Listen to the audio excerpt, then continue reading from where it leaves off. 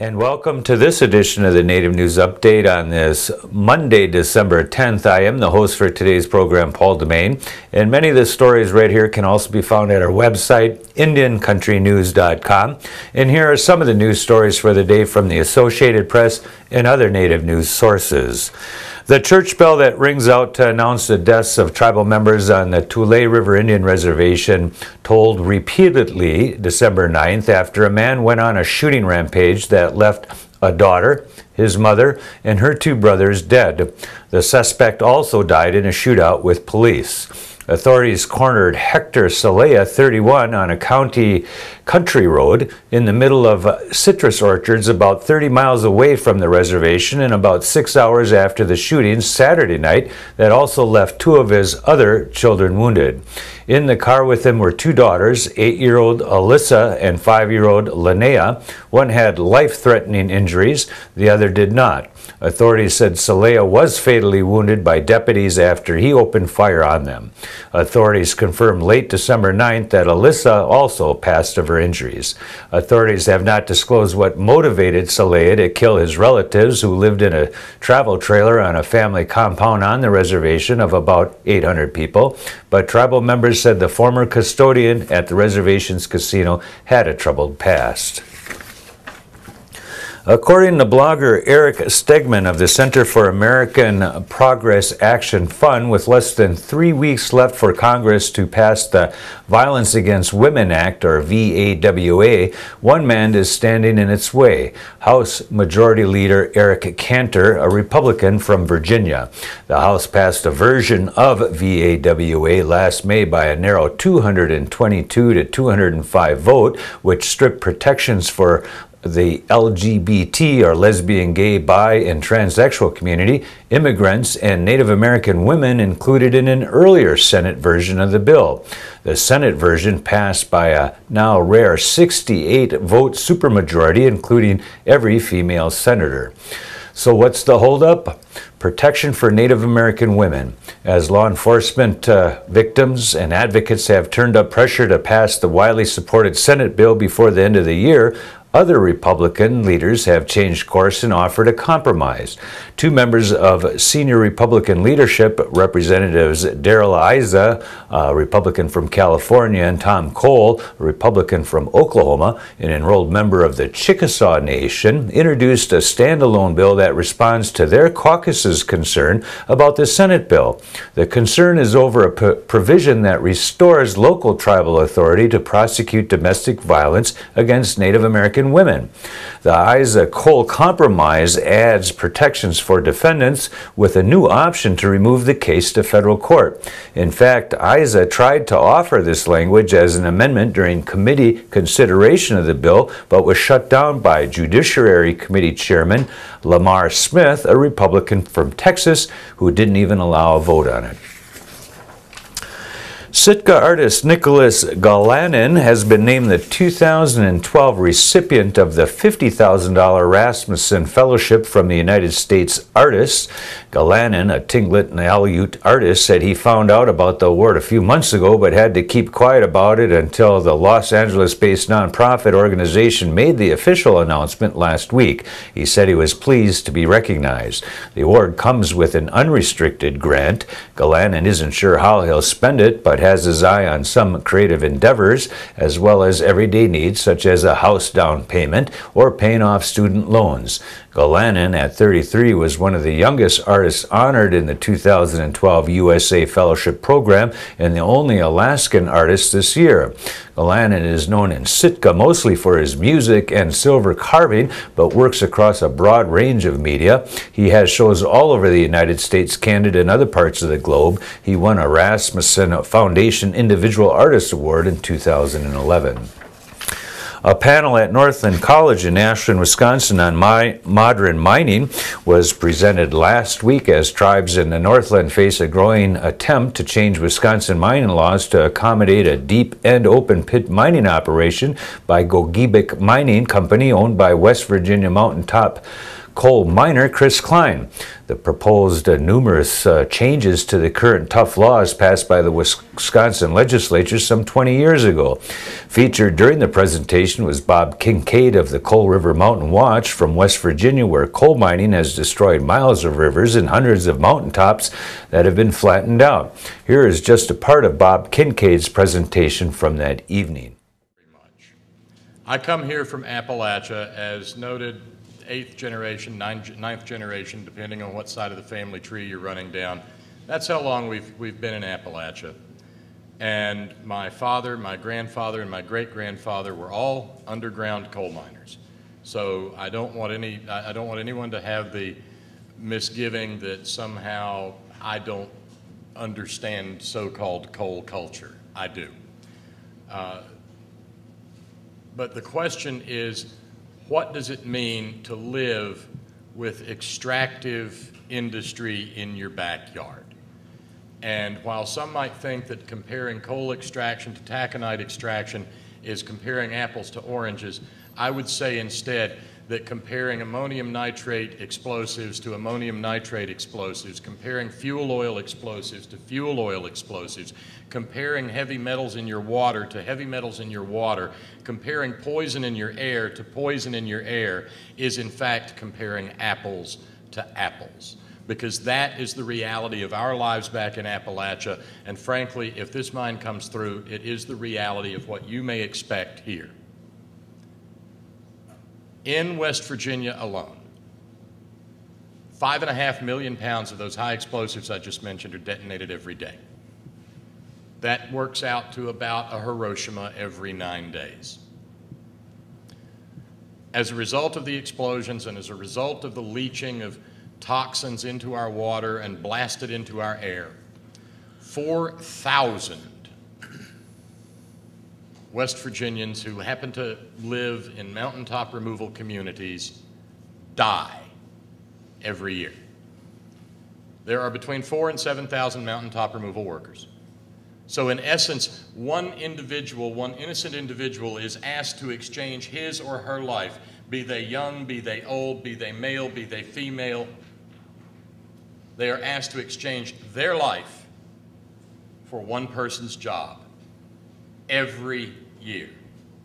A person who works for 20 years has to his account 20 lives sacrificed for his well-being. I would submit that that is not a fair bargain, a good bargain, or a humane bargain. To live with mountaintop removal is not just to live with an esoteric concern about the environment. It is to live with daily fears for one's ability to live in that environment. We know, for instance, that mountaintop removal communities see broad and terrifying increases in birth defects. This is from peer-reviewed scientific data. We see elevated levels of cancer. We see elevated levels of heart disease. Grandfathers do not get to be grandfathers to their grandsons. Grandmothers do not get to teach granddaughters, because sometimes the granddaughters die prematurely and sometimes the grandmothers die prematurely. That is our reality, and I dare say it is the reality that is planned for you. It is the reality of massive bomb blasts that go off and rock the foundations of your homes as it does ours. It is the reality of windows rattling in their frames 20 miles away from the blast itself. It's cancer clusters of cancers that occur 1 in 100,000 persons that happen in 5 contiguous next-door houses in one neighborhood. And it is an industry that says, but we're bringing you prosperity. It is to live in a region that has its own problems to begin with. No one will deny the problems of Appalachia, but we have to talk about the exacerbation of those problems. And about a year ago, in an Ojibwe ceremony where we're asking what are we going to do, and how do we respond to this? We know what it means. We know what's at stake. And in this Ojibwe ceremony, you hear and see a lot of things. And I'm just going to share with you really quickly that I've seen Lake Superior. I've seen glass. Call it glass, really calm Lake Superior. I could see those rocks underneath the water like that. And in that ceremony, I've seen a droplet rise up. One droplet, perfect orb of water. And out of 4 directions, I've seen 4 traditional dancers come up to that droplet of water. One was completely colored in black. One was completely colored in red. One was completely colored in white. And one was completely colored in yellow. And they danced around that droplet of water. And I was just kind of blown away. I've seen it so vividly, so clearly, just like I'm looking at all of you. A lot of young faces. And it was amazing. And that's where I'm going to start tonight, by telling you that this is about water. This issue and everything we're talking about tonight is about H2O, is about water. It's about groundwater, which is water underneath the surface of the earth, and it's about surface water and our ability to drink it so that we can live, and our ability to take fish and other things from those bodies of water so that we can live, and our ability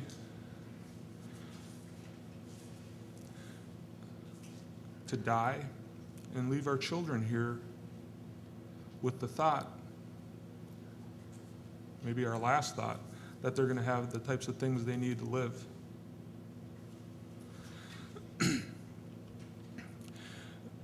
I've been using this little kind of context setting statement as it relates to water and the water issues that we're looking at with the Pinocchio Mountains. And it's just a quick question, and there's going to be a couple of people that are going to raise their hand, but then again, maybe not. And it's really simply, if you look at mining legislation that's being proposed in Madison right now, mining legislation that was written by a lawyer with the last name Piper, who was hired by GTAC, the mining company, and is essentially pawn of a mining billionaire named Chris Klein, who's poisoning Roberts communities. You would see language that allows the mining company to be off the hook for environmental laws. And it's why people can cleverly stand up and act real manly and say, there has been no weakening of mining law with these efforts. What they don't tell you is the rest of the story, which is simply that the mining company will not have to abide by them. But in that law that was written by the mining company, and everyone's hovering around so excited, you'll also see things that relate to water. Ability to fill in streams, creeks, lakes, rivers with mining waste. And you'll see, if it's still there, last time I checked it was, things like a mining company would not have to be accountable for groundwater contamination at depths deeper than 1,000 feet. Even though we know their mine's going to go deeper than 1,000 feet. I find that absolutely and utterly amazing. And it begs that notion, the simplistic logic that if we're not drinking surface water anymore, and that's the question I would ask this crowd, is how many of you started your day today, or at some point in your day today when you were thirsty, walked outside to the nearest body of surface water, bent down and drank deeply? It's not in our paradigm anymore. It's not in the way we think or the way we go about this world.